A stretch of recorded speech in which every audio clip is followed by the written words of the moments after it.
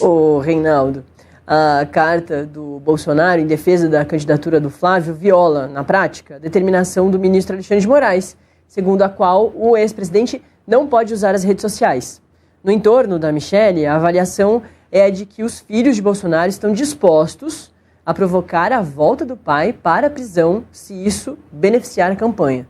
Segundo a Folha de São Paulo, uma pessoa próxima à ex-primeira-dama afirmou que ela está preocupada com a possibilidade de a publicação do documento nas redes ser considerada uma violação da proibição do uso de redes sociais, que vale inclusive para o uso por meio de terceiros. No início desse mês, ao prorrogar a prisão domiciliar humanitária do Jair Bolsonaro, o ministro Alexandre de Moraes do STF pontuou que todas as medidas cautelares e condições fixadas para o início da domiciliar lá em março seguiriam válidas e que o descumprimento das regras levaria ao retorno imediato ao regime fechado. Isso já tinha acontecido lá atrás, e nas situações ali do derretimento da tornozeleira eletrônica, daquele período ali em que ele estava em casa, depois foi para a superintendência da Polícia Federal, mas que os filhos colocaram ali, fizeram as chamadas de vídeo nas manifestações, e ele já tinha participado, de certa forma, já tinha usado terceiros para fazer discursos. É até parecido com essa situação de agora, ô Reinaldo? E muito mais explícita, né? Com a diferença de que agora não dá para alegar insanidade, né? Não tem insanidade nenhuma aí. É obviamente ilegal. Isso, obviamente, desrespeita a disposição do Alexandre de Moraes, né? Porque, não foi ele que usou a rede. Não, mas claramente a carta dele, ele começa se referindo ao público, né, que está saudoso, não sei o que e tal, e está passando para o filho que abusa da prerrogativa de ser advogado dele, e, portanto, Bolsonaro está participando indiretamente das redes sociais, violando disposição legal. Isso é inequívoco. O Flávio é advogado. E até o que eu acho surpreendente. Sinal de que ele não sabe algo além de vender chocolates, né? Não parece que seja tão bem sucedido no direito como é na venda de chocolates, né? O nosso Willy Wonka do comércio de chocolates. Ele sabe que está violando uma disposição legal. Quem sabe que está violando uma disposição legal, conta com as consequências. Veja só, ninguém pode alegar ignorância da lei para cometer crime, né? Ninguém pode dizer assim, puxa vida, eu não sabia que era crime. Bom, sabendo ou não sabendo, isso pode interferir na pena, mas não deixa de ser crime porque você ignorava que era crime. O Flávio sabe que a carta do pai viola aquilo que foi imposto pelo juízo, né? Determinado pelo juízo. Pode não parecer, mas o pai dele está em regime fechado. O pai está em regime fechado e existe uma prisão domiciliar humanitária. Portanto, esta carta, sim, viola aquilo que o Alexandre de Moraes determinou.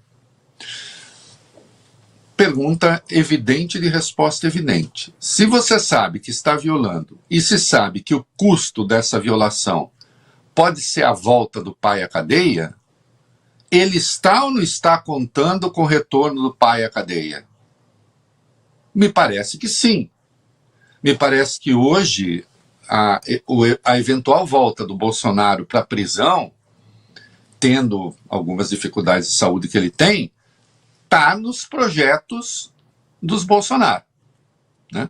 Agora, veja só, a Michelle tem todo o direito de desconfiar, e ela está certa, que a diferença do que diz o Valdemar, quem quer o Bolsonaro na cadeia não é a Michelle. O que, aliás, até significaria, de algum modo, um alívio para ela, né? Porque ela está ali de cuidadora. Quem hoje parece que é o pai na cadeia para poder ter um elemento a mais de campanha são os filhos. Porque, inclusive, isso, olha que curioso, né, Natália? Isso uniria, de algum modo, o Bolsonaro, o Flávio e a Michele. Né? Porque o Flávio fala, olha, meu pai, o Alexandre, mais uma vez, não sei o quê. E a Michele, obviamente, também defenderia o marido solto, né? O marido em prisão domiciliar. Né? Então, não há dúvida, né? Eu até observei, escrevi, existe razão para voltar, e nós vamos voltar ainda, porque o Lindbergh Farias pediu a volta à cadeia, nós vamos voltar a esse tema ainda. Existe razão para ele voltar para a cadeia? Existe. Mas eu espero que o Alexandre não faça isso, porque isso é precisamente o que os filhos querem. Estão usando o pai doente, sem dúvida, né, como elemento de campanha. E o pai está topando, porque maluco, que se saiba, ele não está. Né? O deputado Lindbergh Farias, do PT, pediu a transferência de Jair Bolsonaro da prisão domiciliar para o regime fechado após a divulgação da carta que foi lida pelo Flávio Bolsonaro, que a gente está falando aqui durante o programa. A petição do parlamentar foi encaminhada ao ministro Alexandre de Moraes do STF. No documento, Lindbergh aponta que o Bolsonaro descumpriu as medidas cautelares ao escrever o documento. E o deputado petista afirma o seguinte na petição, abre aspas, a vedação é a utilização de redes sociais por interposta pessoa, ademais, já havia sido delimitada por Vossa Excelência, Alexandre de Moraes, em termos que não comportam qualquer dúvida interpretativa. A medida, sob pena de imediata revogação e decretação da prisão, fecha aspas. O Lindbergh acrescenta que, abre aspas, a redação da carta destinada à leitura pública em transmissão ao vivo nas redes sociais de terceiro é exatamente a hipótese que as decisões deste juízo buscaram coibir, com advertência expressa das consequências do descumprimento. Fecha aspas. Em um outro trecho da petição, o Lindbergh defende que Flávio pague uma multa de R$100 mil por ato atentatório à dignidade da justiça. Um pouquinho do que você já tinha levantado, né, Reinaldo? Tem, e não há a menor dúvida a respeito, insisto. Tá? Eu não sei o que o Alexandre vai fazer. Cabe uma interpretação, digamos, a intenção, porque também isso sempre pode ser avaliado pelo juiz, né? Tá bom, nós temos o fato que atenta contra uma determinação, mas houve intencionalidade, não houve, tem ali um espaço para julgamento. Natália, repito, que os filhos sabiam desse risco e resolveram correr o risco e hoje querem o pai preso para tentar ter um novo pretexto de campanha, não há a menor dúvida. Né? Precisa ver como é que se faz a coisa. Eu quero lembrar, e eu pedi para separar um monte de cartas e bilhetes, Natália, que o Lula escreveu na cadeia nos 580 dias que lá ficou preso, né, no Paraná. Condenado sem prova, mas estava preso em regime fechado. E bilhetes aos montes foram divulgados do Lula, inclusive com temas políticos e tal. Só que, atenção, tem uma diferença. O Lula estava em regime fechado. Ele não reivindicou domiciliar humanitária, até poderia, com seu histórico de saúde, né? Se seria concedido ou não, mas considerando a idade, histórico de saúde, etc., poderia ter reivindicado, não reivindicou. Ele estava realmente em regime fechado. Né? E, portanto, ele não pediu concessão nenhuma à justiça para o cumprimento da pena. Estou em regime fechado, estou em regime fechado. Acabou. Né? Inclusive via meus programas lá em pendrive. Verdade.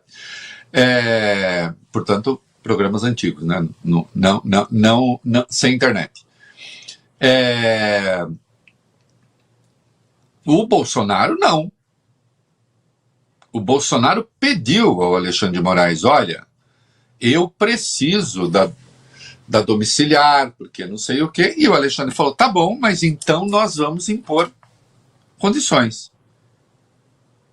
E as condições estão sendo violadas, né?